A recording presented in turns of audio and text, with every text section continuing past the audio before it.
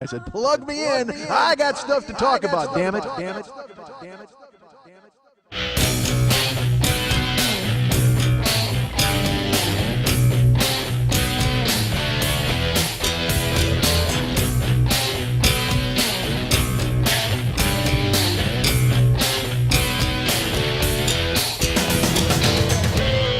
I'll call out of my earbuds once a week to give you a show. That's what I do, folks. I do this show for the common man, for the people in despair. I bring this show into the world and I sell it everywhere. The simple truth lies waiting here, folks, for all of you to share. Hold on, I will take you there. Hey, what's happening? Mike Schmidt's 40-year-old boy podcast. Folks, I just made $5. Just want to drop that in your lap. I'm sitting here right now and you're thinking to yourself, well, that sounds like a pauper. That sounds like a guy who doesn't have any money on the line. That sounds like a guy with an empty wallet. I'll tell you this, I got a $5. I got an Abraham Lincoln coming. It's going to be hand-delivered to me right from the woman who's right across from me right now, staring smugly, thinking that she somehow is going to liberate a $5 bill from my pocket. Not going to happen. She just lost 5 big ones, and she's going to pay me, and it's going to be fantastic. I may even video it. I may make her count out singles. 1, 2, 3, 4, 5. Maybe I make her give me nickels. Maybe I do that. Maybe I make you go, hey, you know what? Here's 5 rolls of nickels. Maybe I make you do that. Maybe. 5 rolls of nickels? Wasn't there 20 nickels in there? There's a buck in them. It's 10. Folks, I just made $10. I just made. Rolls of $2, and I would have to give you 2.5 rolls. Sounds like I made $10 if she gives me 5 rolls of nickels. Because that's $5. That is $5. The fact that I know how much is in each roll makes me very sad. It makes you a hobo, certainly. Pretty much. Yeah, you are someone who has a tin cup and change and making a lot of noise and a cardboard sign. I saw a hobo outside. Look. We all know there are hobos all over. We're littered with hobos. We're filthy with hobos in this part of town. Weirdly enough, we're filthy with filthy hobos in this part of town. But I had to get Lily a Pepsi. You have to. You offered. I did offer. Well, I was gonna. All right, because on the way here, I was like, dude, because I had an appointment this morning, folks. I had a very important appointment, and then I had to run over here, and I was like in the car. I wanted to eat, and that usually doesn't seize me anymore. I'm not a, hey, I'm in the car, I should eat guy, because I'll eat at work or whatever. I'll have yogurt at my house and all that kind of stuff. But it seized me where I was like, you know what? I think I'm going to eat something bad.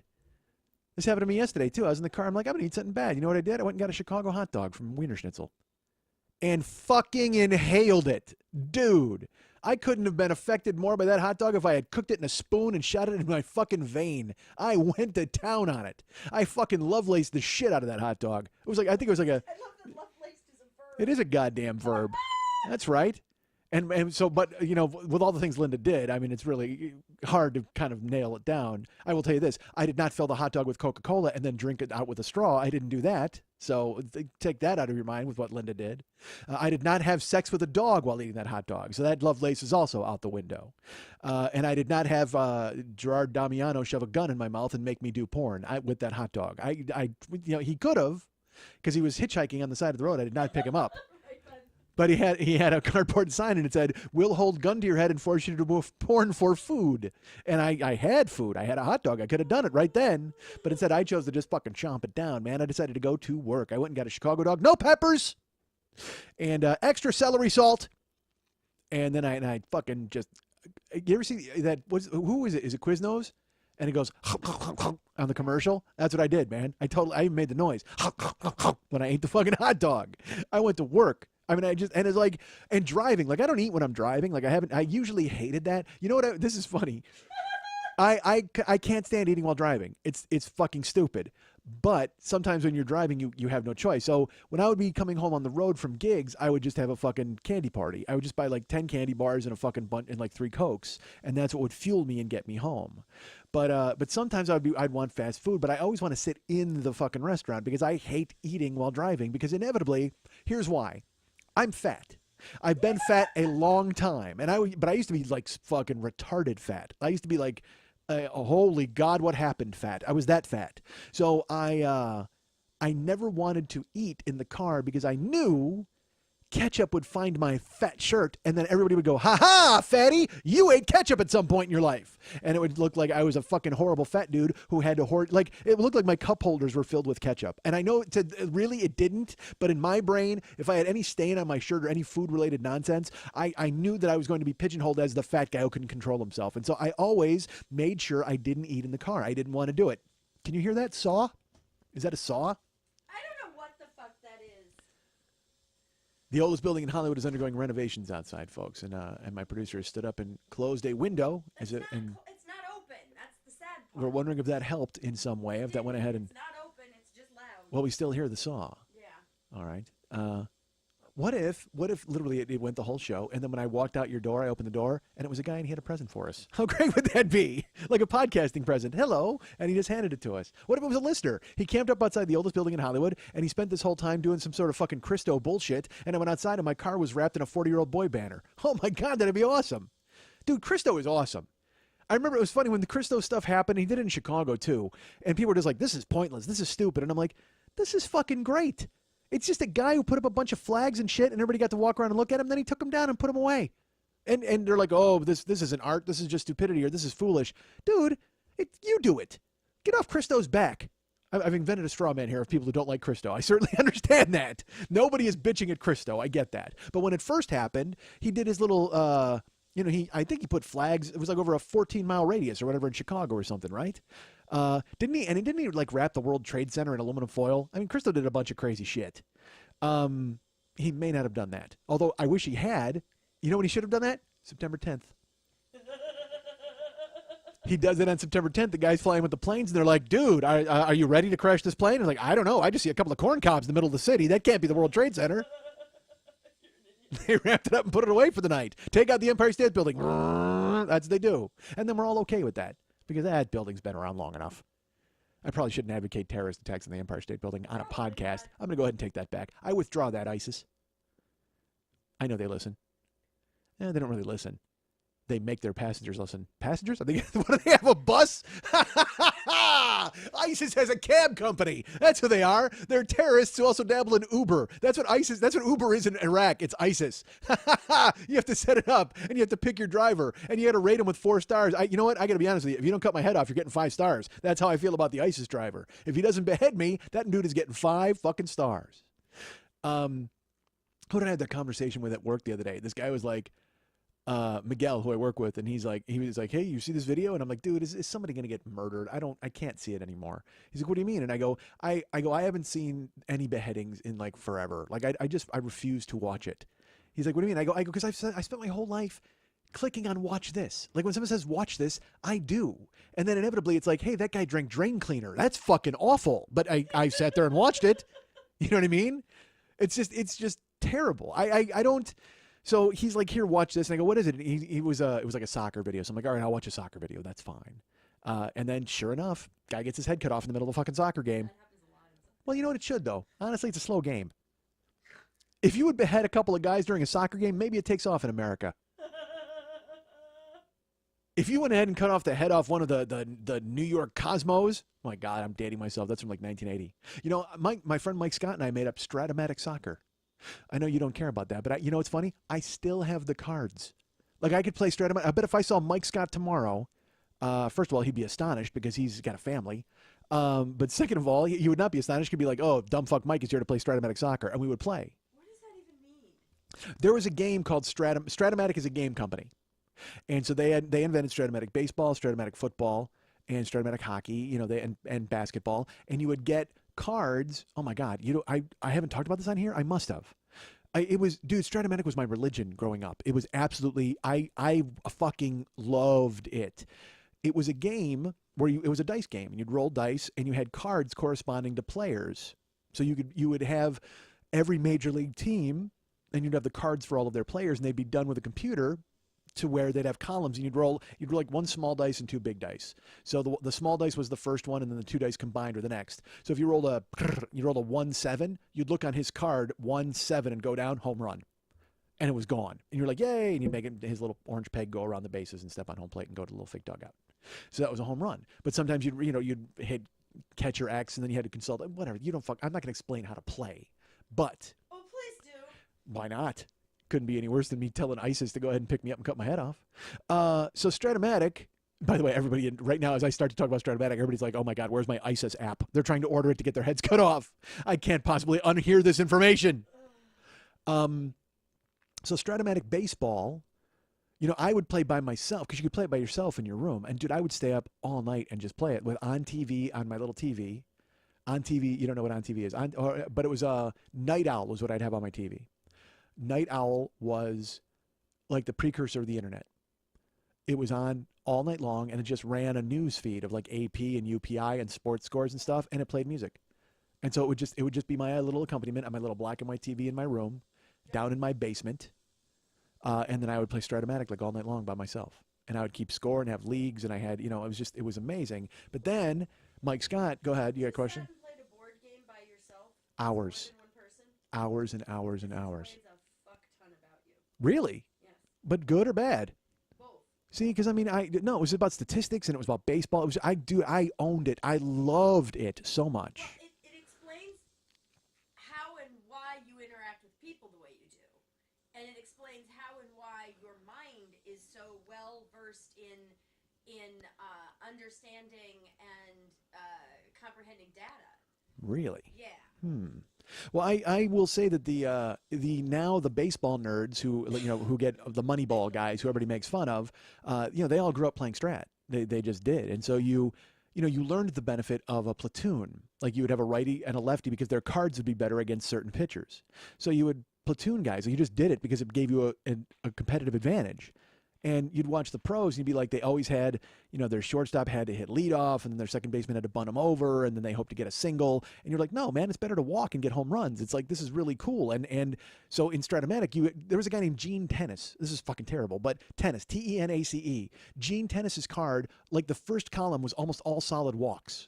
1-3 through 111 was a walk. So I would bat Gene Tennis leadoff. Now, in real life, Gene Tennis never saw a fucking leadoff spot in his life because he was a catcher. He was slow as fuck. Well, I didn't care about stealing bases in Stratomatic. I just wanted to get guys on base so my fucking big guys could drive them in. This is boring as fuck, I'm sure. But so Gene Tennis would walk and he would set the table for the guys who were after him, even though he was fucking slow. But I didn't need him to be fast because, again, it's a board game.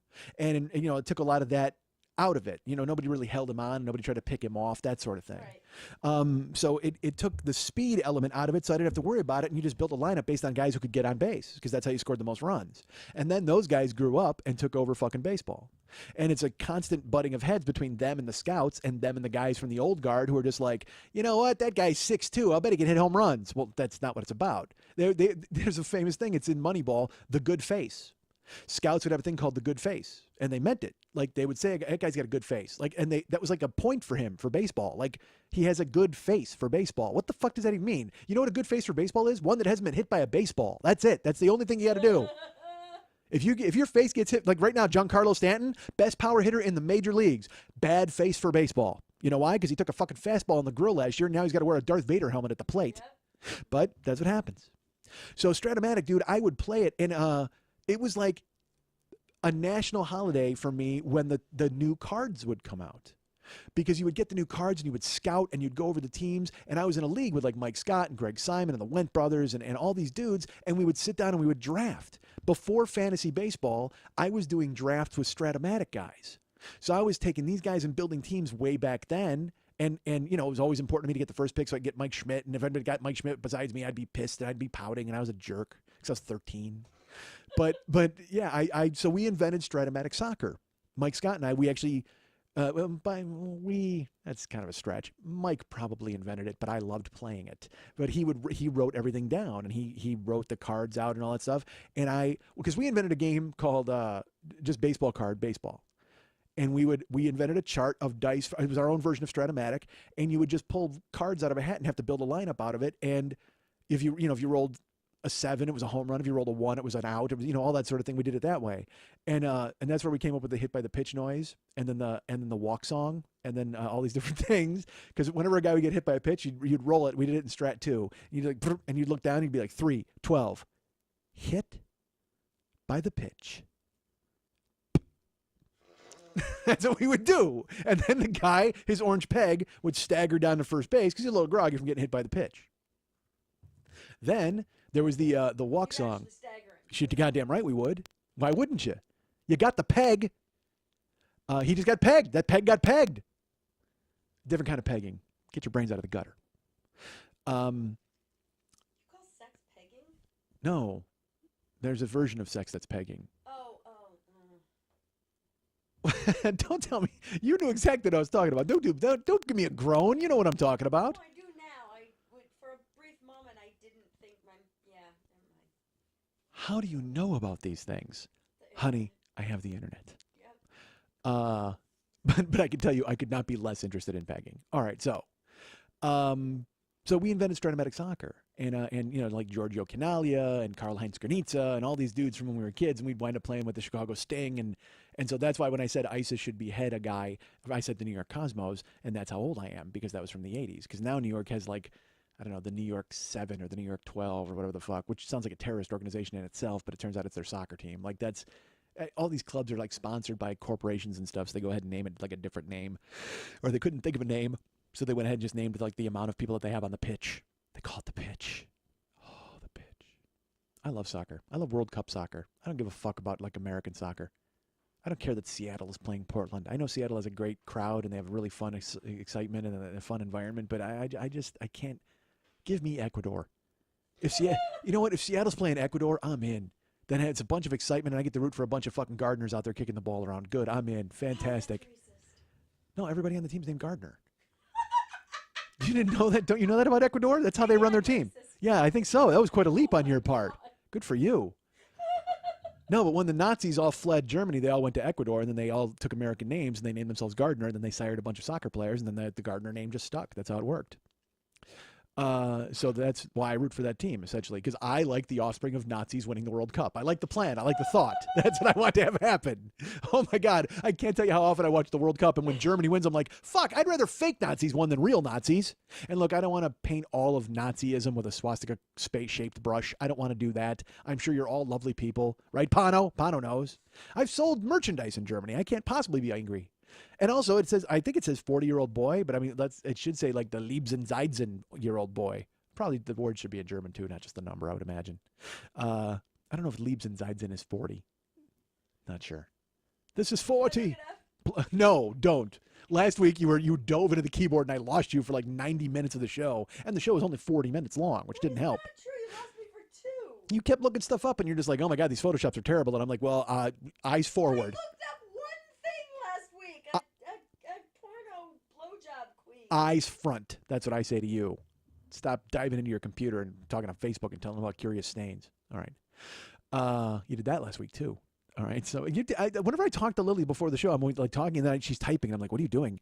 And first of all, I think that she's fighting with conservatives because that's what she does. She goes online and she winds up in a big argument.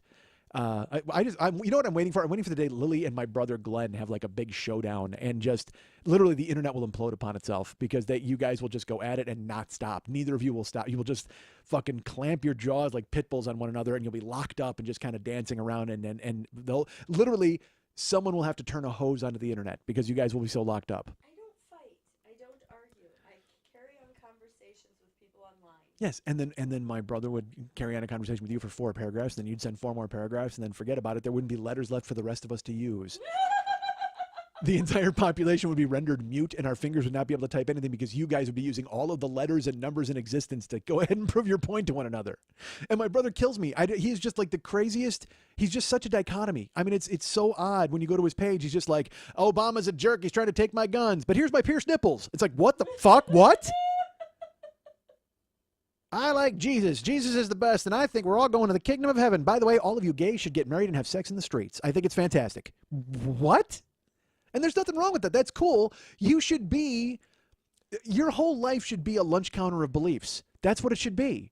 Nobody wants to get school lunch of beliefs. Nobody should just be given a tray and go, you know what, that's what you believe. But we're a country of Lunchables. Fuck that, man. You know what? Do me a favor. Just fucking tear the plastic off and throw your Lunchables all over the goddamn place. And whatever you pick up, you eat. And whatever you don't, you don't. That's the way it should be. Your whole belief system should be John Belushi in the lunch line at Animal House. Fucking steal what you want, eat the rest, shove some stuff in your pocket, believe this, believe that. Don't adhere to fucking anything. Just make sure that nobody gets hurt. That's it. Believe shit and make sure nobody gets hurt. Be happy. Why is it so fucking hard to be happy? I don't get it. I don't understand it. It's okay to be happy. It's fine. It's okay to let other people make you happy. It's good. Do that. Open up. Everybody should be Belushi. Put on a fucking sweatshirt. By the way, let's talk about this. It was Mex's birthday 2 weeks ago. Dude, here's why I love my niece and nephew. Fucking Mex's kids. 2 weeks ago, it was Max's birthday. I think it was 3 weeks ago. You know what Max got for his birthday? My godson got him a Hattori Hanzo sword from Kill Bill. A legitimate Hattori Hanzo sword. He has it on a mantle. And I talked to Max about it. He goes, I can't wait till, like, because his wife, he's like, I know she hates it. I know she does. She comes into the room when I'm watching TV and it's just above my head on the mantle. Because I'm waiting for her to go, you've got to find a place. Well, she bought it for him. He's only like 12. So she had to go get it. He picked it out, though. He's like, this is what I want to get Dad. And so she went with him and they got it. So he got him a Hattori Hanzo sword. And I was like, dude, that's fucking awesome. And he put it on Facebook. I liked it and it was all that. But then he told me what my niece got him. And I was like, I'm like, dude, his kids are just they know their father. That's it. That's just the bottom line. They know their father. One of them got him the Hattori Hanzo sword. Ava got him Belushi's college sweatshirt from Animal House. Just the sweatshirt that just says college. That's what she got him. I'm like, oh, dude, I'm so jealous. How fucking cool is that? Just this, I mean, literally, it's just because that picture is iconic of Belushi like making the face like, what? He's got the shirt that just says college? Goddamn awesome. But your whole life should just be that belief system, man. You should never just get a prefix amount of beliefs and stay standard to conservatives or Republicans or Democrats or liberals, man. If you want to be liberal on social issues and then conservative on fiscal issues, go ahead and fucking do it. And don't let anybody tell you different. Don't think there's party lines. Don't think there's shit you got to jump into. And don't listen to fucking congressmen and presidents and all these motherfuckers because they have no interest in helping you, no interest in making sure that anything goes well for you. You know what I say? Let's just fucking revolt. Let's do that. Let's get ISIS over here and start a cab company and start killing people during soccer games and take over this fucking country. You have a question. I did vote in the last. I voted in the last 4 elections. The one last two Tuesdays ago? Fuck no. Yeah. Okay. Was that a school board and bullshit? I don't care about a river. Why the fuck would I care about any of that nonsense? I want to vote for presidents. Shit that matters. Bullshit. I vote for presidents and senators. People blame the president because they get a parking ticket. I'm not going to vote for some bullshit busy signal. Get fucking lost. Not interested. God. Well, we're regulating the wash in California, and we're making sure that in Riverside, nobody gets to have a sandwich on Tuesdays. Get the fuck out of here, goddammit. I got a belief system I got to enforce. I'm going to go ahead and steal this green Jell-O. I'm going to start a food fight. I'm going to put some of your fucking your voting rights in my mouth, and I'm going to spit them all over everybody. Equal rights for women is going to get tucked into my pocket, and I'll take it out later if I want to use it. That's the way it should work. Everybody should be equal. Everybody should be happy. And fuck voting for any of these guys who just have money and want to fucking go ahead and run the country. Dude, if you want to run the country, you got problems. Seriously. If you want to run the country, anybody who's like, dude, I could totally run the country. Shouldn't they just be happy? Yes. There's nothing wrong with being happy. Go ahead and be happy. That's it. Let's all just be happy. Can we do that? You are Glenn. Just run the presidency if you want, but you're an idiot for wanting to be a president, but just be happy. Be happy. The end. That's it. That's all we should do. Steal some Jell-O, pudding pops, and be happy. Yeah, let's all get high. Fuck this. You know what? I'm jumping into weed. I'm doing it right now. Jumping into weed. I'm late in the game, but I am just jumping on the weed train, man. That's exactly what I'm doing. I am fucking riding, and I'm getting on the caboose, and I'm going to smoke my way to the fucking engine. Van, not a weed train. Huh? It's always a weed van. It's never a weed train. Get on board. Join in. We're getting on the weed train. The weed train. Oh my God. No, because I'll tell you what, on the weed train, they got one of those open air things and all of the vans are on it. That's why. They're fucking going from town to town. I will get on the caboose and I will smoke my way up to the fucking engine. That's it. I'm done. I'm just going to get high. I'm just going to bong it up. I'm just going to fucking totally get high and eat fucking crazy bread. That's it. That's the rest of my life. I'm done. I'm finished. I'm checking out. I'm going to eat fucking... Let's go right now. You with me? They're wrapping shit in bacon. Let's just fucking go there and do this. Let's wrap me in bacon. Let's wrap everybody. You know what? Get Christo on the fucking phone. Let's wrap the World Trade Center in bacon. If you would have done that, they never would have flown a fucking plane into it. That's my plan, Christo. You should have fucking wrapped the World Trade Center in bacon because those dudes would have flown in and said, wait a minute, is that bacon? And made a fucking U-turn and bailed and gone right into the goddamn Hudson. That's exactly what would have fucking happened. Christo, goddamn it, call me next time, dude. Fucking foil. Seriously, be happy. Can we just do that? Can we just stop with everything and worrying about everybody else and fucking going on and on about things that shouldn't be done? And no, I just don't get it. Be happy. Live your life. It's crazy. The fuck did I start? Oh, yeah, because you know what? And now I'm going to tell you why I'm not happy. Literally, I'm going to go on now about why I'm not happy. And I don't mean to, because again, if there was a show where, look, if I was just happy, there's no fucking show, right? I get that. I was talking to somebody once and they were just like, hey, your show's kind of different. I'm like, dude, I got mad at a sink the other day. Remember that? I got mad at a fucking sink. So, I still try to be happy, but I can't. I don't. I just want to be, but I'm not. Why? Shouldn't I be? I am. I'm happier than I've ever been. I'm fucking happier than I've ever been. And yet, isn't there always more room for happy? Just like Belushi took the Jell-O. There's room for happy. There's room for Jell-O. There's room for fucking happy. You know what? I need green happy with pears in it. That's what I fucking need. I just need some fucking raspberry happy with fucking apple slices in it. God damn it. Somebody, you know what? Throw some fucking Cool Whip into some happy and make me a goddamn Waldorf happy salad. I'll do it. I'll knock it down. Make your own. Fuck that. Somebody needs to make it for me. Don't like it. Wait on me. But that's not how it works. Line up to make me happy. You want to understand how the world works. You want to understand why people can't be happy. Why don't you be your own happiness? I want like 4 dudes with palm fronds following me around all the time, fanning me. That's happy, right? That's what I want. That'll be good. You give me the finger peek? Will Not a that finger make peek. them happy? I don't give a fuck about if they're happy or not. I think everybody should be happy, but I'm really, honestly, right in this area right here. This is where all the happy should be. All I care about is 6'2", 260 pounds of goddamn happy. And if that means some people have to be subjugated, if that means some people have to go ahead and carry palm fronds, if that means somebody's got to go ahead and wrap me in bacon, then guess what? I need to be happy, wrap me in bacon, fan me with palm fronds. I demand that it happens right now, and I'm not going away until it does. I'll sit right here and I'll hold my breath. I'll do it. You gonna jump on? You gonna try talking to me? I'm putting my glasses on and I'm grabbing the pad out and I'm going for my 5 cents right now. You think? All right. You think you're Lucy? You're all Lucy. I'm going. So the lily is in. Yes. The lily is in. Your happiness is your responsibility. And everyone else's. No, other people are responsible only for their happiness. Don't care about other people. But if you're happy in your happiness, other people will be happy around you. It is infectious that way. So Well, I'm not Pharrell Williams. You think I'm gonna? I can't be that guy. Because you're going to be down a couple million. No, they won't. They're not gonna pay a dime of that settlement. Not a dime. Anyway, you have to be responsible for your happy. Other people are responsible for their happy. So don't wonder why other people can't be happy. Just be happy. Those people can be happy on their own fucking time, but when they're coming to my and they see me, stop what you're doing, stop put your happy on hold, and fucking happy me up. That's what I say. If they're not happy, they can't make you happy. You have to be happy. Everybody needs to smile and shut the fuck up. That's it. If they're only happy talking? I, again, don't care about them. But that's not true. You do. It's like when I'm with Jill and we're sitting on the couch and I look at her and I go, literally, I don't ever want to move. I want this area right here. We're just staying right here and we'll be happy in this area and we'll hide under the coats and everybody else can live their life and we'll get howling winds outside. Happy. That's hiding under the coat. Yay! Guess what I like? Under the coats. I like being happy under there and not worrying about anything else. I don't want anybody else to come in and infringe on my bubble. This area right here. Right now, it's just this. But I'm in Wisconsin. Are you happy right now? I didn't understand the question. Are you happy right now? Ostensibly. Hold on, I got to rub out my chainsaw for this question.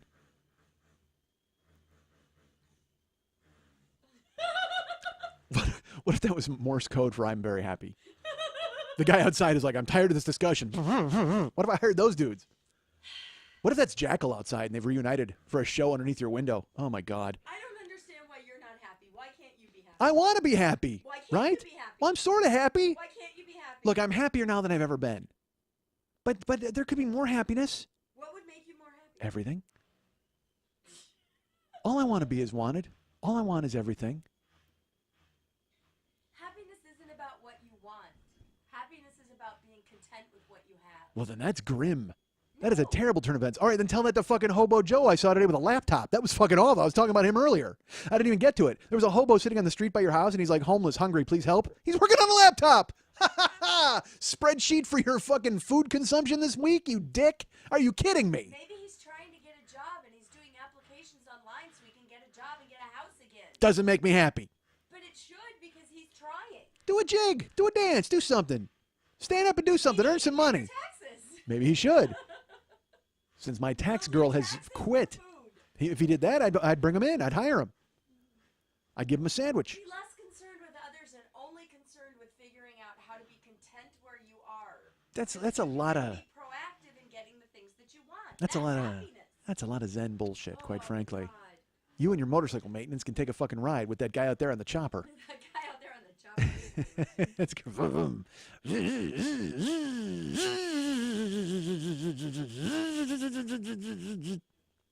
Hey, that wasn't bad. All right.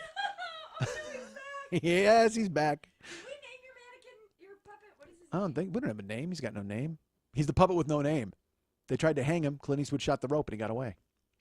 Actually, he shot the rope and they tried to hang known as the Rat. Who was that dude? And hung from the neck until dead. He was the. Is he the bad? He's the bad, right? My puppet is the bad. Clint Eastwood's the good. I'm the ugly. If you're the 40-year-old boy, he would be the 40-year-old boy's puppet. Yeah, I don't. That's a lot. That's fucking weird. That's like Prince's symbol. The artist. You know what I mean? That's a lot of work. Fuck that. That's the artist formerly known as Prince. That's like saying this is the 40-year-old boy's puppet. No, he needs a name like Ned or something, man. He needs to be a dude. Not a good name. Ned is not dead because I can Let's have say a that. contest to name your puppet. Oh my god. I'll put it up on Facebook. Oh, you know what? You should do that because it would keep you from arguing about people about zoning issues or whatever the fuck you have on your should mind. Just be happy. I'm trying to be happy. I am. I want to be happy. I don't understand why you can't be happy. Why, I just. You don't understand why you can't be happy, which is why you wonder why other people can't. You know what I need to do, man? You know what you need to do? We all need to do? Fucking everybody. Line up with me and deal with this. This is what we need to do. Yesterday didn't happen. Yesterday seemed so far away. All my troubles certainly seem so far away. I just don't think, just forget it. Literally, nothing that happened yesterday counts. Everything is forward. We're all sharks, man. Let's just be fucking sharks and move forward. Let's just fucking be sharks and grow beards and eat fucking soup and have fun. That's what I want to do. That's all I want to do is have some fun. I got a feeling I'm not the only one. Is she having fun? Is she happy? I don't know if Sheryl Crow's happy. Certainly she said that she was. I saw her downtown at Santa Monica Boulevard. It's when Your symbol. she was there when the sun came up. Symbolist. What is it? Symbolism? Your symbolism on that was perfect. Oh, good. Thank you. You had the emphasis on the right symbol. Oh, my syllable, my pronunciation was good. Yeah, I kind of nailed it. Looking for. Well, good. All right. So, did that make you happy? No. What? External things don't make me happy. Happy. Oh, comes get fucking bombed with your love master nonsense. There's no way. You're not the love guru. Don't pretend that you're all content inside. I've sat here and watched you get furious at words. Don't even try to pretend like you're okay. Hey, you know what, man? Mad at I'm words totally. does not affect my overall happiness. Oh, It affects that moment. Oh, And I'm then totally I get mad at fine. something and I deal with it and I move on and then I maintain my happiness. I saw you punch a loaf of bread. I didn't punch a loaf. You did. It fell out of here one time and you were like, damn it. And you reached down to grab it, but you punched it first, then you put it back in the fridge. Don't even act like you're fucking somebody who hasn't been angry at bread. You're so mad at bread. I did not punch bread. What did you think that made the bread happy? You think it did? You think that made the bread happy when you open your fridge and it tumbles? First of all, I can tell you this: your bread is not happy to be in the fucking fridge. Do not store your bread in the fridge. Jill puts her bread in the fridge, and I'm just like, and it's so funny. You know why I put my bread in the fridge? Tell me why. Because I have bugs sometimes, and if I leave food out, I will get bugs. I don't and like Mondays. Don't want bugs. So I'm happy to put my bread in the fridge. Okay, wait. Hold on a second. Did you say bugs? Yes, occasionally I will have a cockroach. When were you going to disclose this to me? They exist. Well, yeah, in the world, Yes, they exist in every building, everywhere. not in my And building. if someone moves out or they do a bunch of construction, then there'll be a little bit of a hustle. A couple will come out, and then they'll spray, and then they go back into just being behind the boards. See, I was under the impression that all cockroaches lived in Florida. No. There are certainly none in my building. You say it as if it's this shorthand of like, oh yeah, they're everywhere. They're not in You my don't house. Get rid of bugs. You control them. Not in my house. Control. NIMBY on roaches. So there's some here. Probably right now. Uh, Look on your face is so fucking awful. no, it's not good at all. I don't like it either. Oh, good, he's back. Ned is so frightened right now. He has no idea what to expect. He may be called into squashing duty. No, I will not. I will not squash anything. I am a pacifist. Why are you a pacifist, Ned? I need you to hop into action. I thought you wanted me to be happy. Yes, I want you to be happy, Ned. Of course I do. But it would make me happier if you went ahead and squashed some roaches on roach detail. I am on roach detail. I'll tell you what, we're switching. You get back here and took out this nigger's brain, and I'm going to go ahead and shoot this roach's skull. Fucking Ned. Do you know what I think is the funniest about all of that? What's that? Every time you talk to Ned, you turn to the right to talk to him. I have to. And then you stare forward as Ned is talking, and then you turn to the right to talk to him again. Jesus Christ, Mike, you're scaring me. I'm not bad at Does this. he play basket stratego with you? You know what? I think it's even. But you know what? There's a larger. I can't believe that either. Why is Ned even involved? I can do his voice without making Ned appear. Why is his name Ned? We named him earlier, right? No, I don't like Ned at all. Ned We is gotta not a good name for a puppet. Oh. Well, you came up with the 40-year-old boy's puppet. That's not going to fit on a price tag.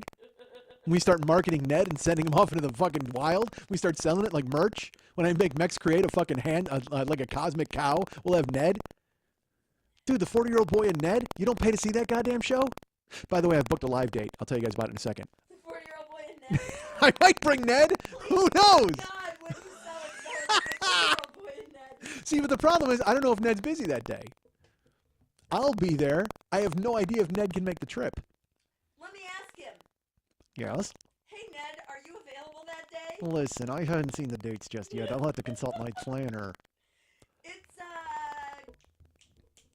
May 17th? You don't even know where it is or when it is. Well, I know where it is, I just don't know when. I'm astonished, by the way. You're literally. When you hear when it is, you're going to faint dead away. Tomorrow? What if it was? Tickets are on sale now. Buy them. Buy them. Buy them. Buy them. It's tomorrow. It is tomorrow. Tomorrow. Oh wait. The tour starts tomorrow. Tomorrow. Tomorrow. Tomorrow. Tomorrow. Tomorrow. Tomorrow. Tomorrow. I love you. Tomorrow. It's only a day away.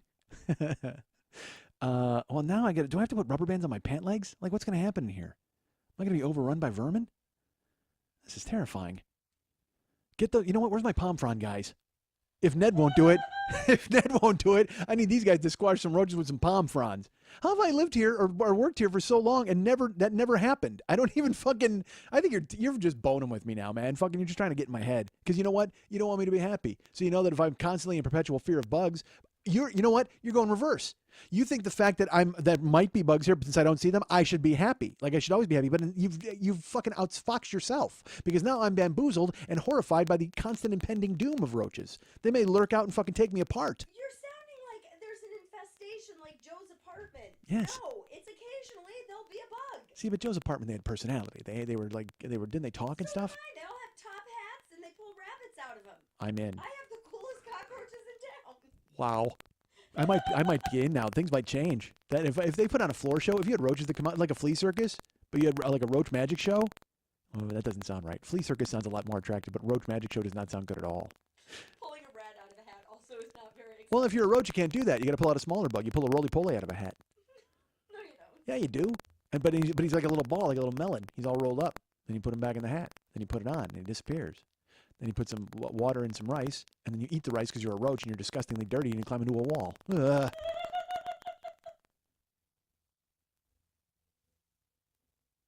Watch me pull a lice out of a dove. That's what the roach does because he can't pick up the dove. The dove's too big, so he reaches in and he pulls like lice off of it. Yay, because don't birds have like lice? They're filthy. What is wrong with you? You have more parasites and germs on you than cockroaches do. Because I'm in your house. You're goddamn right. Crushed over the wall, right, Ned? Right. Ned loved it. You're goddamn right, I did. You're goddamn right, I did. All right. So, you know what? Again, my message to you folks is just be happy. Why can't you just throttle down, slow down, and recognize you're all going to be eaten by roaches? It's just going to happen. So enjoy this life while you can because you know the roaches are coming. They're coming. I know that they are. Now that I know that they're here, they're lurking. I didn't even know. I didn't realize. Dude, now every time I get an itch or a tickle or anything in this fucking place, I'm totally going to have to, Dude, I'm going to be like Jay-Z, like brushing it off my shoulders, but it'll be roaches. Oh, I'm going to be overrun in this house. Where's the palm frond dudes? They need to fan me. They need to blow them off into the corner. But just be happy, folks, right? Shouldn't we just do that? Starting with me? Shouldn't we all be concerned that I'm happy? Shouldn't everybody line up to make me happy? I think you should. I think you should all think to yourselves, you know what would make me happy? Making Mike happy? Absolutely. Because look, I'm happy. Certainly, I'm the happiest I've ever been. But I mean, when you think about the pit of despair I've wallowed in most of my life, I don't know if that's a good thing. I don't know. Well, I mean, it's a good thing, but I don't know if it's well, look, it's a leap forward. It's certainly a leap forward. But I wouldn't say that it's any life changer. Well, no, it is a life changer. I'm gonna shut up now because I apparently don't have any idea what I'm talking about. Be happy. Fuck this, man. Do you think? All right, and I'll say this because I know we had a problem with it last week, and we don't know. We won't know. We don't have no idea if there's clicking this week. Do you think that it could be the roaches who are involved themselves in the clicking? Do you think they did it? Are there ghosts in the machine? I think it's a Morse code. It is what if it was just be happy over and over? It is. Oh no, Marvin Gaye's gonna sue me. Um, but it could be. It maybe there may be like like roaches in the machine. Maybe that's what's happening in the In my computer. machine? Yes. Oh, okay. Yeah. Well, I don't know. It's in the house. If they're in the house, perhaps maybe they're just tampering with like the outlet or something, or the cords. Maybe they bit through the click cord. That's what they could do in the middle of the night. They're like the elves in the shoemaker, like when the Where's fucking. the click cord exactly? Listen, yeah, I just talk. And honestly, Because if honestly, if there's a click cord, I'll just unplug that one. well, no, if we had one, the anti-click cord is the one I'm talking about, of course. Look, Oh, learn your okay. lingo, learn your radio. Jesus Christ, why are you here? I ask myself that often. You're here to protect I me. live here, that's why. That could be it.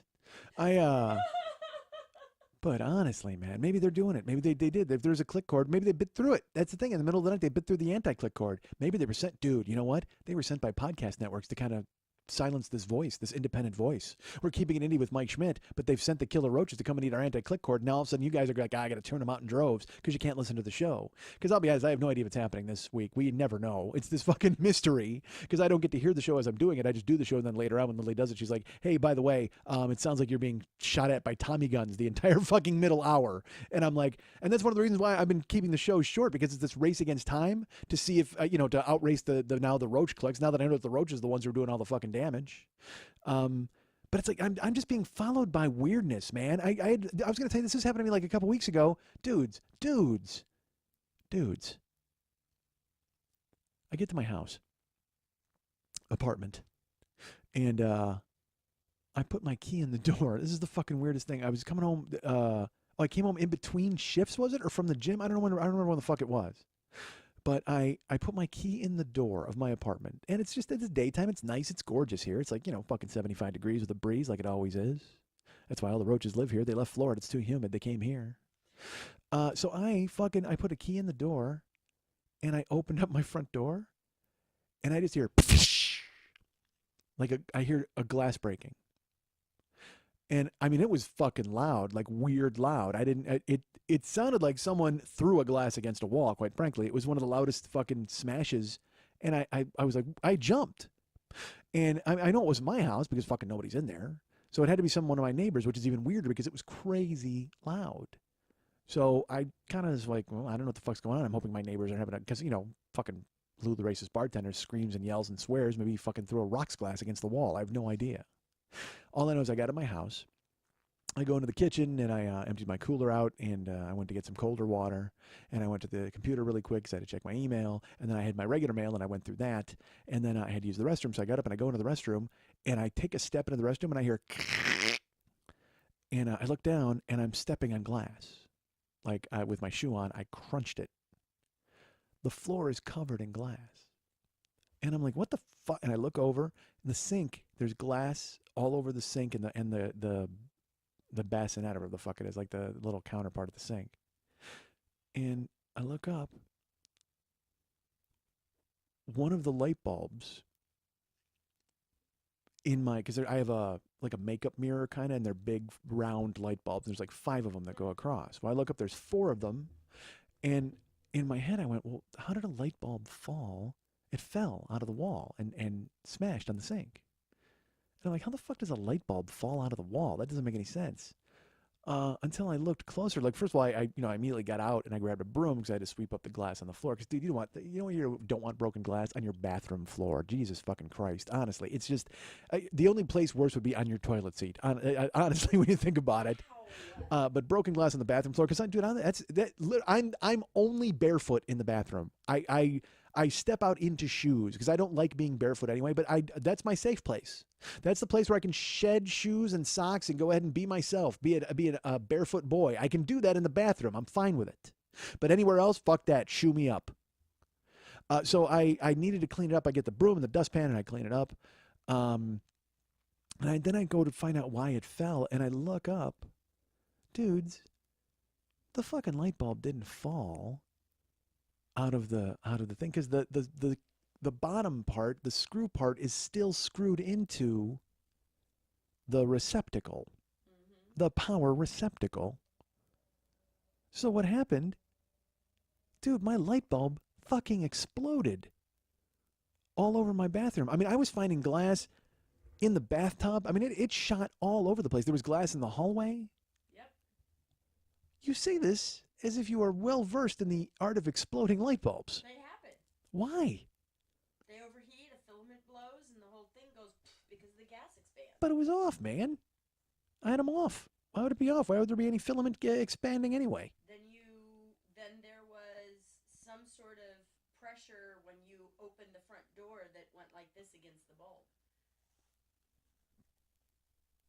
And you can't fix the clicking. I hope it's clicking right now. But I mean, dude, it freaked me the fuck out because I'm like, it exploded and there was glass all over the fuck. Because it exploded. It didn't crack or fall. It fucking smashed. Like, whoa. Because it was the loudest fucking noise. And it made that noise. Then I thought about it later. I was like, yeah, it sounded like a gunshot, like a pow. You know what I mean? And it was just glass fucking everywhere. And I tried to think of a logical explanation like Lily just had where there's a pressure shift. Or maybe, when I shower, I take really hot showers. So maybe the steam has worn down the glass and the bulbs and the filament. And maybe it has done something where it made it thinner and that's what it led to. But no, I figured out exactly what it is. I thought about it for a while and I'm like, well, look, exploding light bulb. I wasn't even here in the goddamn house. There's really only one explanation for it. The Babadook. The what? The Babadook. Babadook. You're not familiar with the Babadook? Do you not know who put the bomb in the Babadook? Oh my god. That's the only explanation for an exploding light bulb at my house is the Babadook. Because and also because now I think that explains the clicking. I think the Babadook is following me around and he's totally trying to screw up my life. And you out there, you think to yourself, oh Mike, come on, the Babadook wouldn't single you out. Yes, he would. Yes, he would. He would and he has. I haven't gotten a book yet. And I don't have a son to kick my my driver's seat, so I can't pin it on him. I don't know what's happening. All I know is the Babadook has singled me out. He's come here. He's infested the house with roaches. He's exploding my light bulbs. He's climbed into Lily's computer and he's clicking away and ruining my fucking career, quote unquote. I have the Babadook chasing me down and doing everything he can to ruin everything. And folks, I ask you, I put it to you right now, and I put it to you, Lily, especially, because you were so vocal about this earlier in the show. With the Babadook exploding my light bulbs, with the Babadook chasing me down, with the Babadook bringing the vermin, with the Babadook climbing into your laptop and trying to ruin my livelihood. How can I be happy? You just be happy.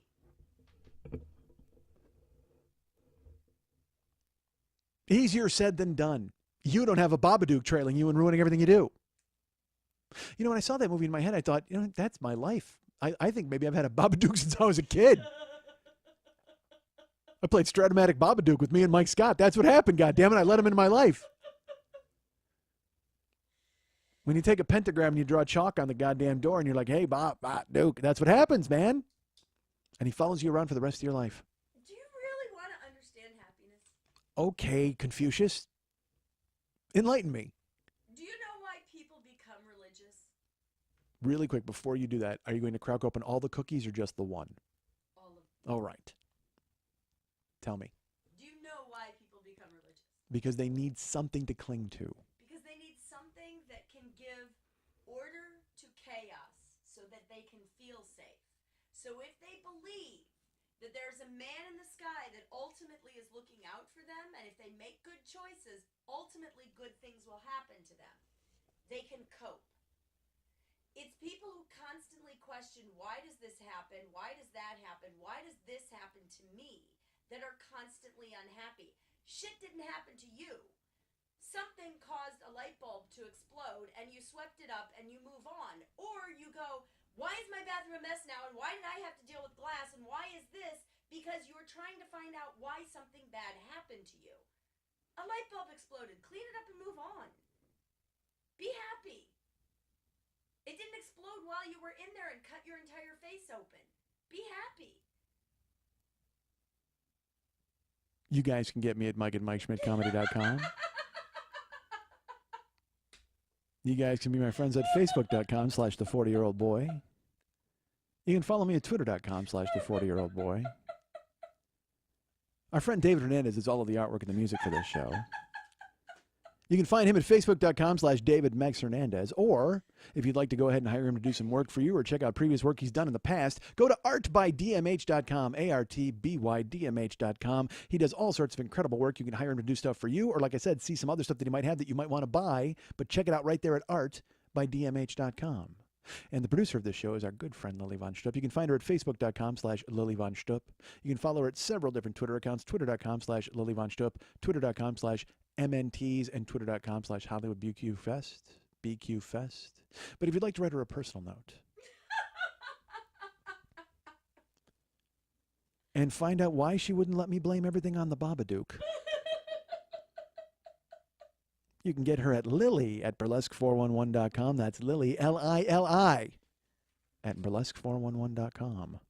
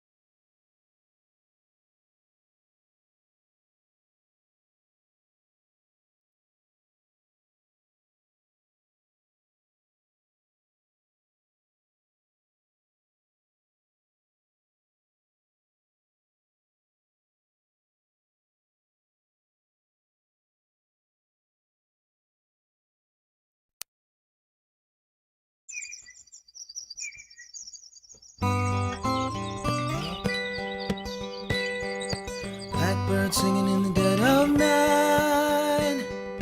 Take these broken wings and learn to fly. All your life, you were only waiting for this moment to arise.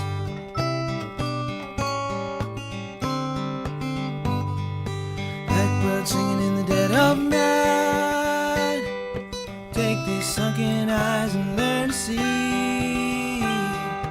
All your life, you were only waiting for this moment to be free. Blackbird fly, blackbird fly, into the light of the dark black night.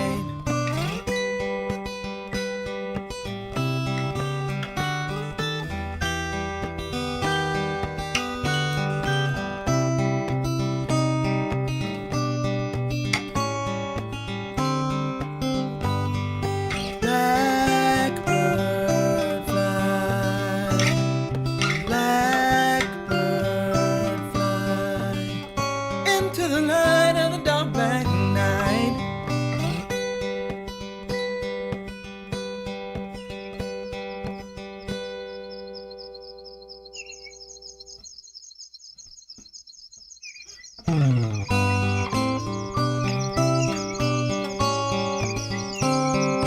Blackbird singing in the dead of night. Take these broken wings and learn to fly. All your life, you were only waiting for this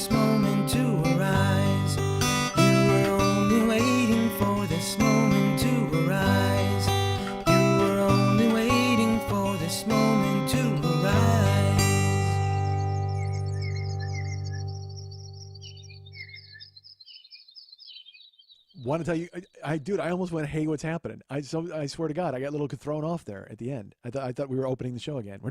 Let's do another show. Let's do a happier show. Let's do that. Want to remind you folks about the Monday Night Teas every Monday night at the 3 Clubs on Santa Monica at Vine. It is truly the greatest burlesque show in the history of burlesque. It is chock full of boobs. It is raining nipples. It is an unbelievable extravaganza of teabacks and thongs, and those are the same thing. I happen to know the producer of that show, and I've seen her nipples, and I've seen her in a teaback and a thong. So I know of what I speak when I talk about getting your tickets and going out to the show, man. Everything's on display. I was going to say, when did you see my nipples? But they're right there. They're in a painting on your wall. They're hanging on the wall. I'm like, when did you see my nipples? There was a certain gallery opening where you got a little bananas, and I took my top off at the gallery opening. and everybody went crazy. And I was like, I'm uncomfortable with this turn of events. But No, you weren't. I was Why? Because your pants got tight? uncomfortable. I wasn't wearing pants. Wasn't wearing pants. Don't you remember? I forgot about that. Yeah. Nipples among friends, who cares? Mm. They're only sexualized if you're naked on top of them biting them. Otherwise, they're just nipples. We all have them. Welcome to Nipple Talk. We all have them. Welcome to Nipple Talk. I'm a fan of all that stuff that you just said. Good. So that's the producer, Lily Von Stupp. You know, I'm it's still tentative right now. I don't know. I can't commit to. I'm happier now than I've ever been. Let's talk about that. But other than that, there's always room for more happy, as I mentioned earlier. That's our friend Lily Von Stupp. She is the producer of this extravaganza called the Monday Night Teas. Hi, Lily. Hi, Michael. How are you? Good. Fantastic. Let's talk a little bit about the Monday Night Teas. Who was there this past week? People. Happy people taking their clothes off. Shiny, happy people. Betsy Propane was in from out of town. Carmel Knowledge. Viper Sinville. Who else was there? I can't remember. Sounds like a lot of filth. That's what I say. Just Oh, happiness. filth. Filth and happiness. 6 of 1. Well, good. And it was a good show. Everybody had fun. Everything went well. And I think Patrick the Bank Robber was there emceeing. Is that correct? Was. Doing his job in his suit. MCPTBR. Well, then. Part of that's a beer. Well, good. Good for him. I'm glad it went well. I'm glad the show was exciting. And I unfortunately, I could not attend, as you know, because I am strictly, my Monday nights are my Jehovah's Witnesses gathering. And that's how I like to handle my business. Speaking of that, do you have a second to talk about Jesus? Sure, I love talking about imaginary people. Have you heard the good news? No, what? You have a second to talk about Jesus. That's the good news in my book, as far as I'm concerned. Really? I would much rather talk about how you can make yourself happy rather than relying on the needs and external things that you think will make yourself happy. Listen, there are people out there who are thinking, you know what would make me happy? Fucking good-looking dude with a beard and a robe. There are people out there that makes them happy. And there you go. Jesus is... Masturbating to Jesus?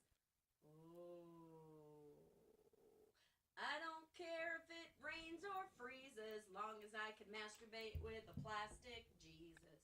I don't think those are the words. Hold on. Wait a second. I just got a letter. Our show's been canceled. All right, so this is from the Podcast Association, the Association of... Keeping it indie. I thought we were with the Podcast Association. Well, no, it says right here, we sent to the roaches, it did not work, stop. Masturbating Jesus song ends it for everybody, stop. Go ahead and tuck that away back in the old mail slot. Man, no year 8, really?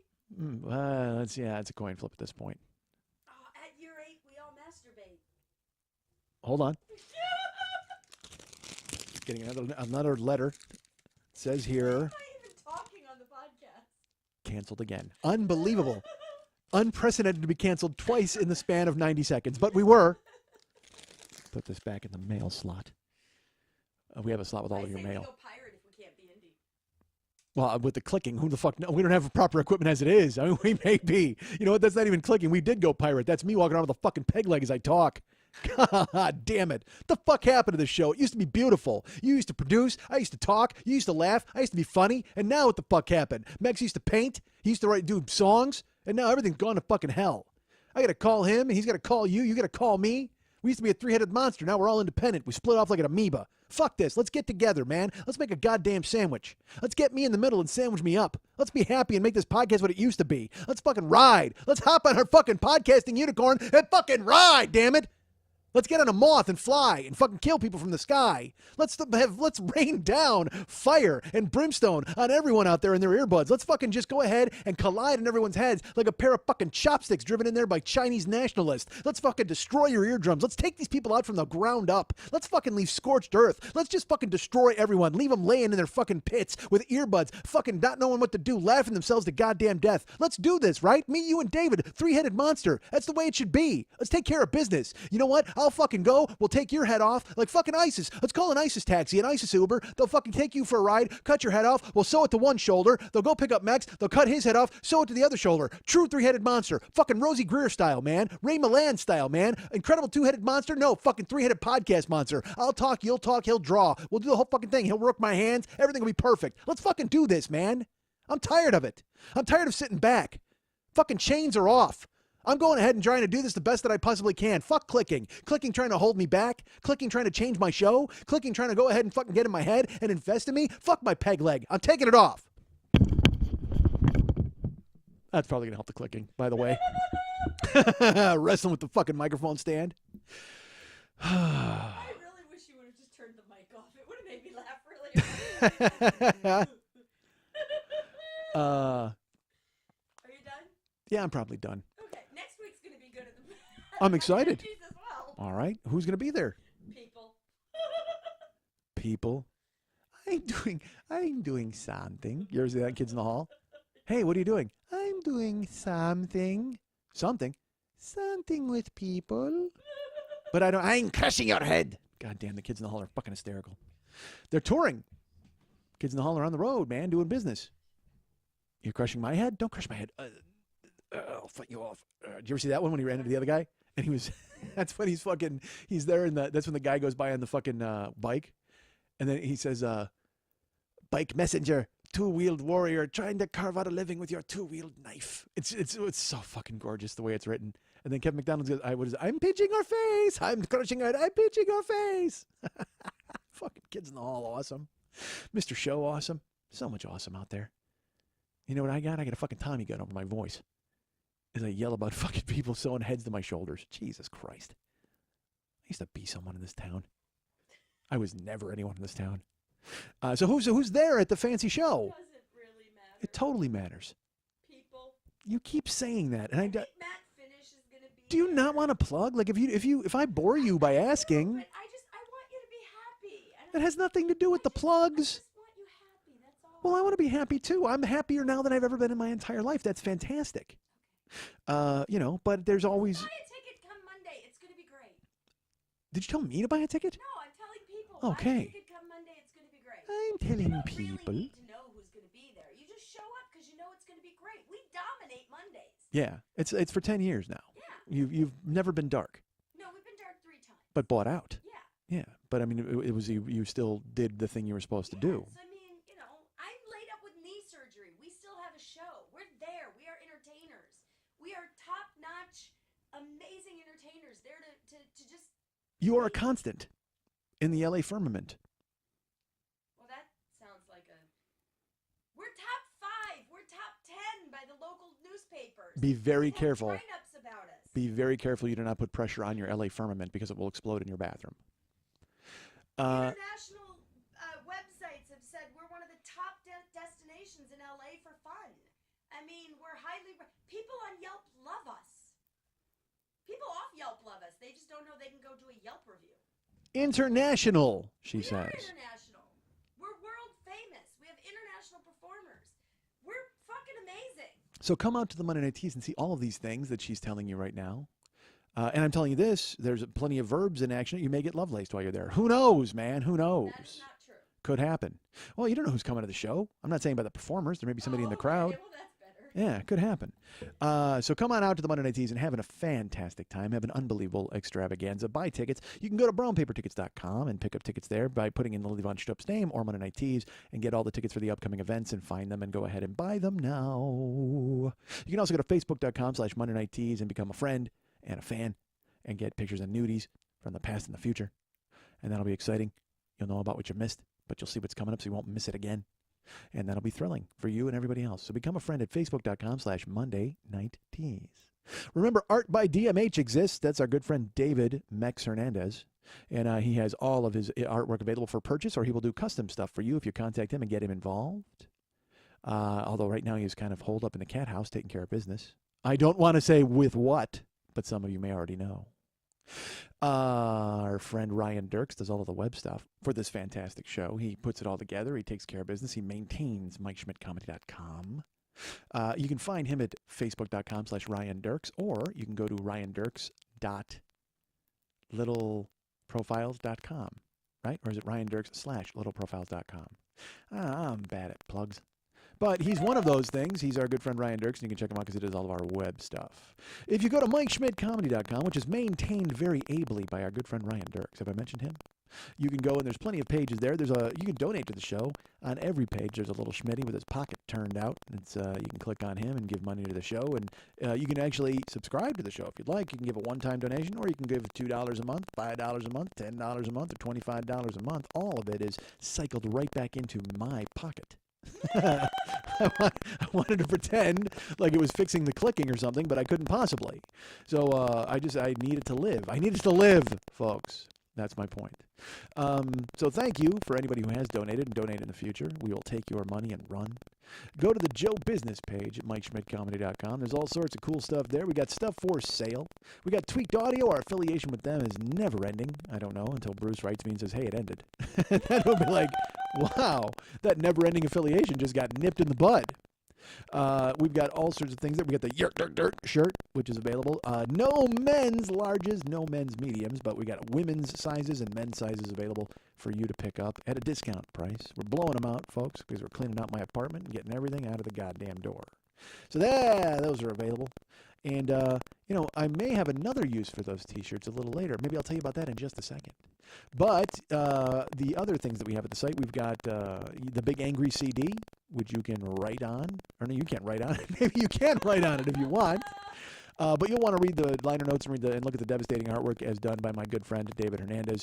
But I will autograph the CD for you if you purchase it, and then you can listen to it and go, oh, I really like that autograph. But the Big Angry CD is available right now at the website. And there is, of course, downloads. There are, of course, downloads, I should say. Oh, and there's artwork if you want to do artwork. Hey, Martin, our friend Martin, bought some artwork back in December, and I just had to refund his money because I didn't get it to him in time. But still efforting, Martin. Well, I mean, it is March.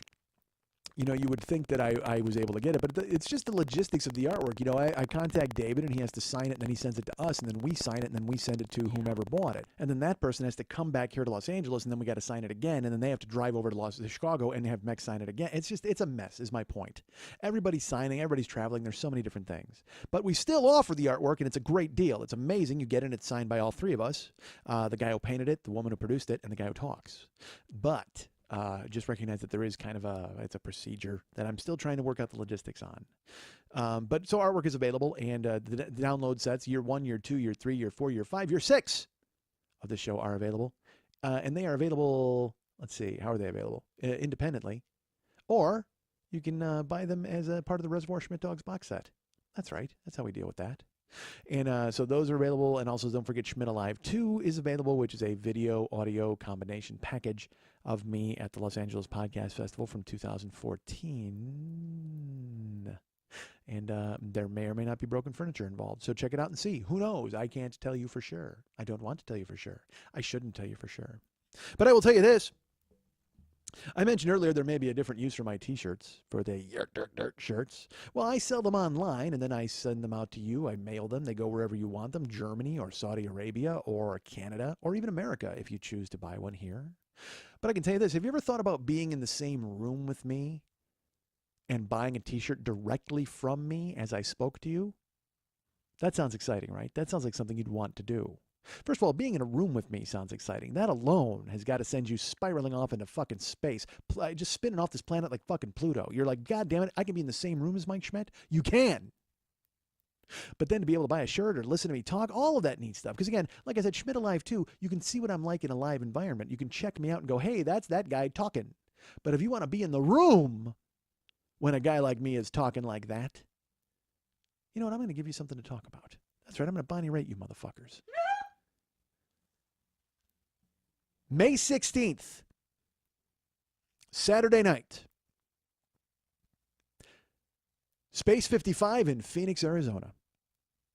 I will be live. I will be there. I will be talking. I still don't know what I'm going to talk about. Who knows? I can tell you this, though. Hopefully, there won't be anybody with a Tommy gun shooting me while I chat. We will see. You never know.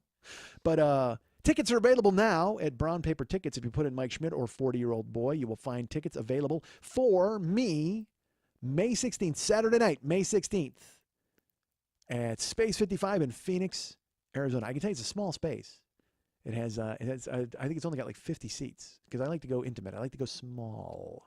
So get those tickets quickly because I guarantee you I'm going to sell at least 10. So you want to be one of the first 10 people to buy a ticket. But I will be there May 16th in Phoenix, Arizona at Space 55 doing live stuff, talking. As I told them, it's a hybrid of storytelling and stand-up. They were like, what do you do? I said, it's a hybrid of storytelling and stand-up. Why? I don't know why they're asking me what I do. They should just say, where's your check? That's what they should say. But they're concerned about what I do, which is fine, I suppose. But I can tell you right now, tickets are available right now at brownpapertickets.com for me, live, 40-year-old boy. Still haven't, well, you know, I'm hoping to launch a tour later, and we'll get more into that as the coming weeks, in the coming weeks. But right now, we're doing some West Coast dates, so I'm doing this one. I'm working on a couple others. We'll see. We'll see what happens. But May 16th, Phoenix at the Space 55 stage. Tickets available at brownpapertickets.com right now. Put in my name, put in 40-year-old boy, and there will be a link on my Facebook page too, as always. Also, Twitter out the link, and all of you can get on board and come out and meet me, and then buy a shirt. If you want to buy a shirt, you don't really have to buy a shirt, but if you want to, you can, because I'll have them available. No men's larges, no men's mediums, but plenty of men's extra larges. I also have women's smalls. You know what? Who cares about what I'm going to talk about? Well, you know what? I could probably get there and just do 90 minutes on the shirts and talk about it. I've got, oh, here's a woman's small. What if I did that? What if I just QV'd this motherfucker and I just held him up and I'm like spinning it around? Oh, here's the lady's small. And oh, dude, I bet some model come out. Is there a Phoenix-based model who would want to come out and help me? That'd be great. I can get you one. Really? Yeah. A Phoenix-based model? I can. That's a possibility. No, it isn't. I'm going to sell 5 tickets. I can't pay this chick. I can get you a couple backup dancers for your entire podcast. They'll just be in the back go-going while you're talking. Smoke pellets and go-go dancers? Yeah, that should be the name of your tour. How are you not going and buying tickets right fucking now, folks? Pellets and go-go dancers. Lock it down. And then you get to be in a room with me and talk to me. Holy fuck. Phoenix, are you ready for this? Doot, doot, doot, doot, doot, doot. You ready for this? Doot, doot, doot, doot, doot, doot. And I'll come out to that song, Smoke Pellets, Go-Go Dancers, and then it'll all stop and I got to talk. And you're going to be like, fuck, where's the music and the fun? Well, it all went out the window. Huh?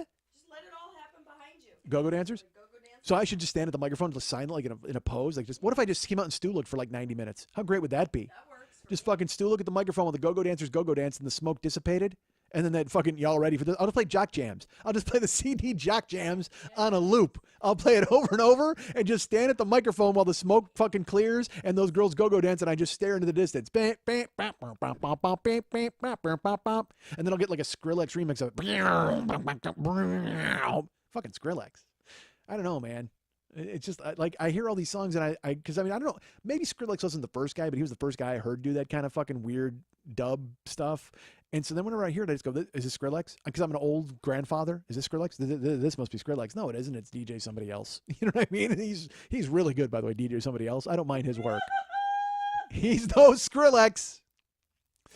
But you know what? Here's what I'm hoping. I'm hoping the Babadook does not show up in Phoenix. He can't come with me on the tour, right? Because then one of the go-go dancers breaks a leg and the smoke pellets, I inhale it and I fucking get asbestos lung. I don't want to have smoke lung. Fuck that, dude. Well, I'll have to fucking stop, drop, and roll in the middle of the fucking show. I can't have the Babadook follow me to Phoenix. The Babadook follows me. That's what he does. I know he does. Dude, this happened. Fuck, dude. It never ends. It never fucking ends. I'll tell you this.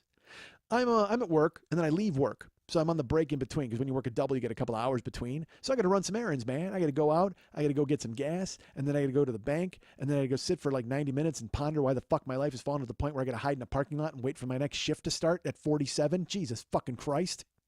So that happens. And I'm driving and I turn into a parking lot. I'm behind a white van. And the white van turns into the parking lot that I need to park.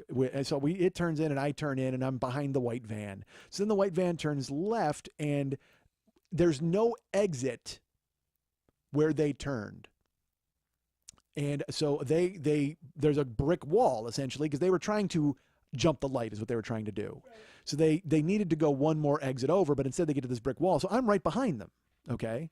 So I'm behind them, and I'm a good 20 feet behind them or something. And I see them put it in reverse. And I'm in my car. And, they start backing up. And I see them backing up. And you do that thing in your mind where you just go, well, they see me clearly. I mean, they're not just going to back up. That would be ridiculous. In a work van, wouldn't you have some sort of, I don't know, here's what I think you should do. You should put some sort of reflective surface on the side of your passenger seat or your driver's seat, and perhaps hang one from the rear view as well, so you could always glance in them and see who was behind you. Wouldn't that be a smart move in your van? You fuck. So there I am in my trusty Nissan Murano, which has been through the wars, people. It has been through the wars. And I'm sitting in it, and I'm waiting, and this white van is backing up, and in my head I'm like, they're not. And I should say they weren't going slowly. There was no backing up, and there was no beep, beep. There was none of that. There was just brake lights, and then no brake lights, and then tail lights, and then heading back at a pretty good clip. I'm going to say 10, 15 miles an hour. Like they went saw the brick wall, and they were frustrated. They were like, fucking brick wall, and went to back up. Not realizing that, guess what? Guess who's behind you? Nissan Murano that's been through the wars, and apparently is about to go through another one, you motherfuckers. I'm sitting there, they're backing up. And I can't even react because they floor it kind of, and they go backwards. And I'm in my head, I'm like, this isn't, really, fucking Babadook. And sure enough, bam, they just fucking smash me. And it's that thing where you're just sitting there, because again, the next 2 hours are dead. They're just dead now because you've got to, there's so much to do and phone calls to make, and there aren't any coats in my car to hide under. I want to do it. I want to just avoid it. And I will tell you this. I've had people back into me. Like I had a girl back into my back bumper and get out of the car like crying, sobbing. And I was like, are you okay? And she goes, yeah, are you okay? And I go, yeah, I'm fine. We're in a parking lot. It was like 5 miles an hour. I go, I'm good. There's no damage. Do you have any damage? She goes, no. And I go, all right, take off. Cat's game. Which is fine. And that's what happened when I beat the fucking shit out of the car here on Highland. That girl hit me. She's crying. And dude, it seems to me that crying's a pretty good weapon for these women. I mean, they fucking smash into a dude and they fucking get out and they start crying. So I'm ready for it, man. I'm ready for the waterworks. I'm in the Nissan Murano. They smash me, and I don't even want to get out and look at my car. I'm just like, I can't even imagine what fucking happened. All I know is they smash into me, and my whole car jolts. Because again, they're going about 10, 15 miles an hour. And I'm sitting there, and I started laughing. I just like, of course. Now, because I had 2 hours to go to the bank and then ponder my life in a parking lot. Not anymore. No, now it's filled with paperwork. Sitting there staring into the distance, wondering why the fuck I work a job giving people coleslaw at the age of 47. That's gone now. I can't even ponder it. Now I got fucking shit to take care of that I don't want to fucking deal with. I shouldn't have to take care of this, motherfuckers, if this van was on top of it. How the fuck do 4 guys waving palm fronds at me not warn me about the backing up van? Fuck that, dudes. Where the fuck were you, Ned? Don't hang this on me. Oh, what are you talking about, motherfucker? You were supposed to be there. You were with me. Your hand was on the gear shift. You could have fucking leaped up. Oh, I didn't even see it coming. You're dead to me, Ned. All right, so so they smash into me. And again, I don't even know, and it's a work van, so I don't know who's in it, man. It could just open up and like 75 Mexican dudes could come out with weed whackers and try to fight me. I don't know what the fuck is in the work van. It's a solid white work van. All I know is, you know what it doesn't have on the back? How am I driving? 800 blah, blah, blah, blah, blah, because I would call that motherfucker immediately. Poorly. It should be 1-800-POORLY. How am I driving? 1-800-POORLY. So they smash into me. I put my car in park. And, both doors open. Driver side, passenger side. Not the back van doors. Those, they get wings. All of a sudden there's wings in the van. And 2 women descend from the van. Women. Working women. And I'm all for suffragette. But maybe watch where you're going and not perpetuate the stereotype about you and your drivers. So they get out. And again, I'm used to the waterworks. I'm used to the, oh, I'm so sorry, and the boo-hoo. But like I said, I don't even want to get out of my fucking car because they hit me pretty good. But they hit me right in the front. So, I mean, I don't know what the fuck happened. I don't know if it's broken. But I got to get out. So I get out. And I have an insurance company that instructs me right on the insurance card: do not accept fault. Do not say, don't say anything at all. Just collect information and make a phone call. I get out and fucking LA Law are already establishing their legal defense for smashing into me in the parking lot. I open my door and I go, hey. And they go, we didn't even see you. Like, why are you so close behind us? I said, you backed into me, so you're at fault. No matter what you say, no matter how close you think I was, you should have looked and seen me. Because I was ready for boo-hoo, but instead I got the fucking attack. I got Corbin Burnson and fucking the Venus Butterfly yelling at me, motherfuckers. And I mean, they both are like, well, you have a big car and you're out of the way of our mirrors. I'm like, if I have a big car, you should have seen me in your fucking mirror if you looked. Like, I mean, I didn't say fuck, but I mean, but the two of them are just like, like this legal defense. They're like, hey, we honked before we backed up. I go, I don't care. I'm behind you. You don't back up into me. That's the rules of the road. So we pull over and they go, we need your insurance. We need your driver's license. I go, you hit me. You should be less aggressive and let me see all of your information. Well, we'll get it, but right now we need to see your license and we need to see your registration. And they're taking photos of me and of my license plate and of my car. And I didn't even look at my car yet. Like, I haven't even seen it. Now, my front bumper has some paint from a couple of previous wars on either side, but they hit me dead center. So I go look at the center of my bumper. Dudes, they fucking smashed the shit out of my bumper. Like, my license plate is bent and folded along the front of it now, and all of the paint is spider cracked. All of it, like all the way out, and the bumper is loose. Yep. The whole bumper is loose, like fucking just hanging on there. Now, it's not that crazy loose, but it's loose. Like, you can grab it and move it like a loose tooth. That's what it is. So I just went, and they go, this paint was already here. There's no way we did that because we're not a blue van. And I'm like, yeah, come look over here for just a second. And they're like, well, look at this over here. There's damage over here too. And I go, yes, probably, because there are other uncourteous drivers like you motherfuckers out there smashing into people and not looking when they back up. But they would not stop. They're just steamrolling me with their defenses. And they're like, well, the thing is we can take care of this, but, our insurance company, we're working. Because it was and again, look, nobody hits me with Allstate. Nobody hits me from some reputable place so I can just sue them and lie in a hospital bed for 9 months. Nobody does that for me. No, inevitably, I've got some guy who's got his insurance capped at $1,800. You know what I mean? And he was like, oh, motherfucker.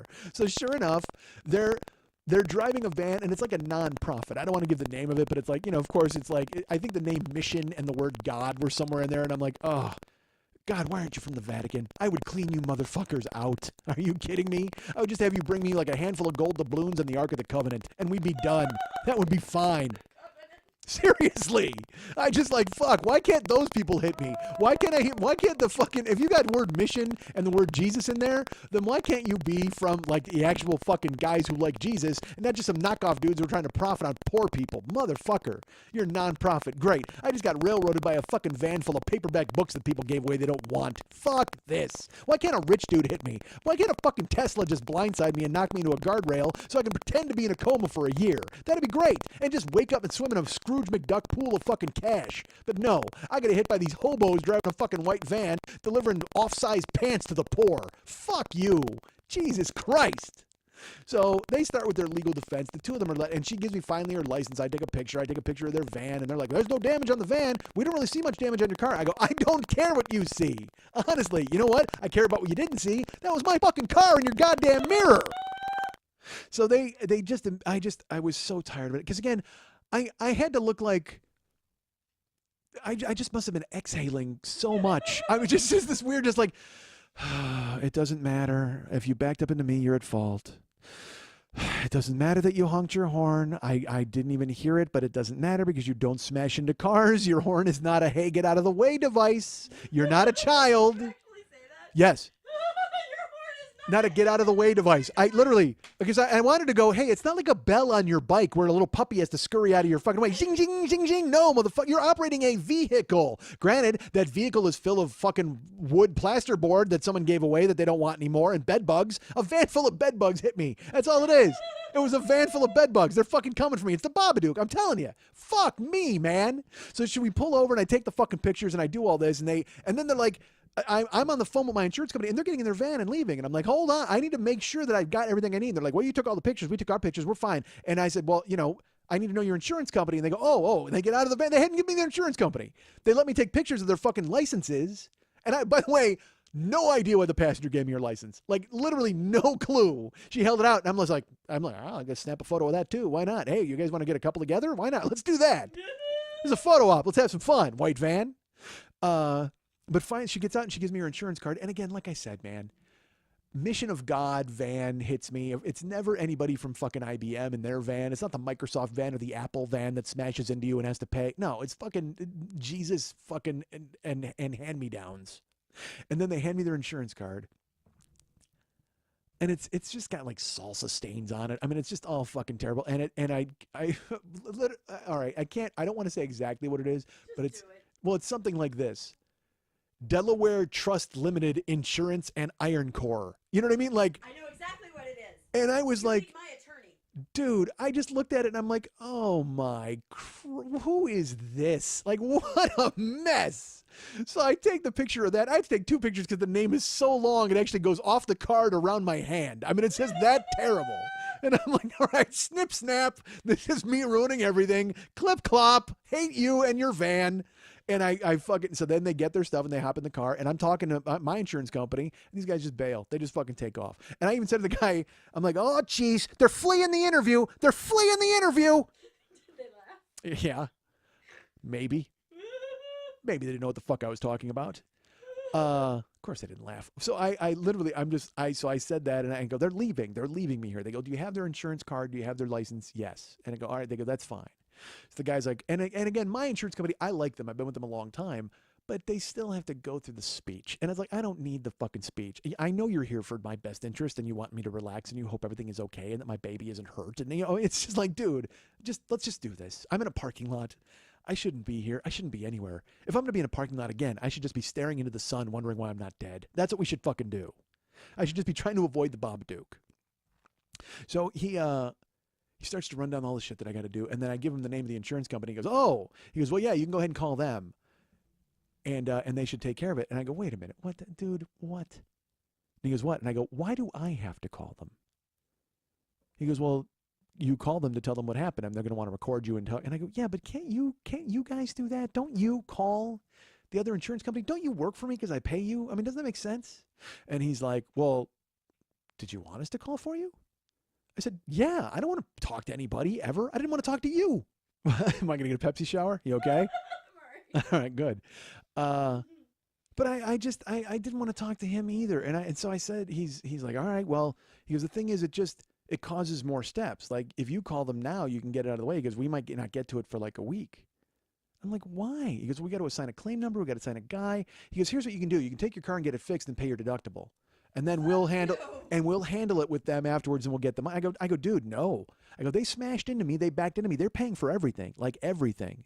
He goes, well, no, they will. It's just, but if you need your car fixed right now, you've got this amount as your deductible and this amount as your rental car. And I go, dude, no, I don't want any of that. And he goes, well, I just suggest that you call them because you can get it taken care of right away. I went, fine. I'll do it. So he goes, all right, well, here's their phone number. So I wrote it all down. And he goes, oh, man, hold on. And what? And he goes, that's not the Delaware Indemnity Flood and Iron Core. That's Delaware Indemnity Fire and Iron Core. You need this number. And he gives me like a completely different number. And I'm like, great. These guys have divisions. What the fuck? So I call them. They have the same script my insurance company does. I hope you're okay. And I hope your child is fine. And the car seat is fine. Oh, shut up. Just send me a check. Seriously. Here's a picture of my spider cracked paint. Send me some cash. And they said, we need to schedule a guy to come out and look at your car. And then he had to come out and take a look. And he's like, hey, I'll be at your house between 8 and 9. And I said, okay. So I went to the gym and it was between 9 and 10. So I went to the gym at 8. I was going to be home at 9. He called me at 8:10. He's like, hey, I am at your house. Can you come outside? I'm like, fuck, yeah, in a minute. So I drove over from the gym. He took a bunch of pictures and he took the pictures of the other paint smudges and he's like, this is not from us. And I'm like, no, it isn't. And he goes, all right, well, this. And he goes, oh, yeah, I see. And he holds that arrow. That's fucking gorgeous. They got to wear orange arrow and this, and then this, and of course this.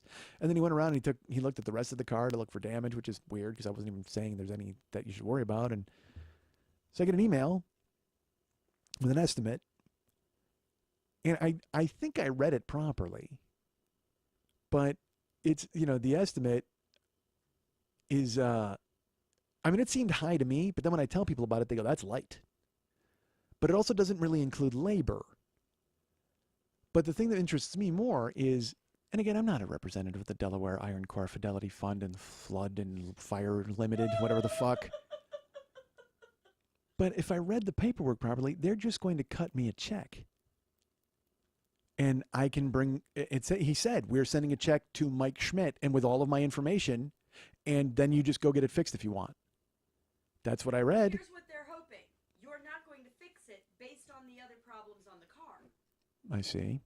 So they're like, here's the settlement and we're done. Don't cash the check till you've taken the car in, got an estimate, and then called back and said, no, it's going to be, $2,000. I'm not cashing $1,000 settlement here. Did we discuss numbers? I don't think we did. But I'm just saying, whatever, if they offer you this and you offer them that, you need to take your car in and have it look to see what it's going to cost to be repaired. Right, but part of me is thinking, you know what, I can live with some spider crack paint if they just hand me a check and I just keep it. You can't, because if your bumper gets a ticket because it's not on properly or it becomes loose, or you get into a car accident and you hit someone and you die because your bumper doesn't absorb the shock properly, you're fucked. You'll get a ticket for having a car that's not roadworthy. You need to have it looked at by an actual body shop, and I have a good one I can send you to. So you're saying I'm not getting free money? No, you're not getting free money! I totally thought I was getting free money. Fucking Babadook.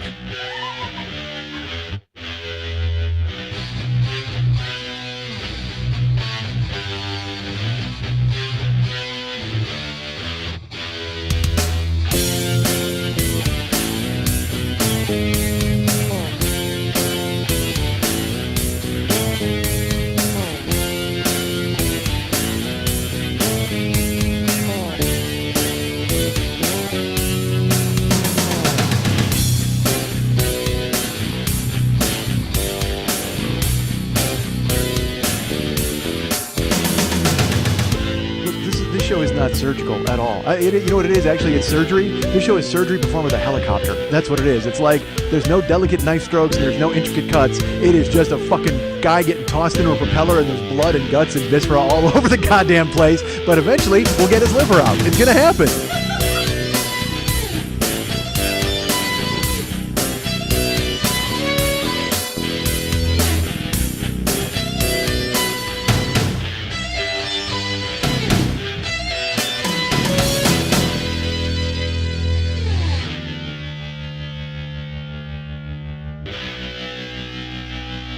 Look, you can't solve everything in 2.5 hours in a stripper's kitchen, folks. That's clean and sharp. Clean and sharp. Clean and sharp. Clean and sharp.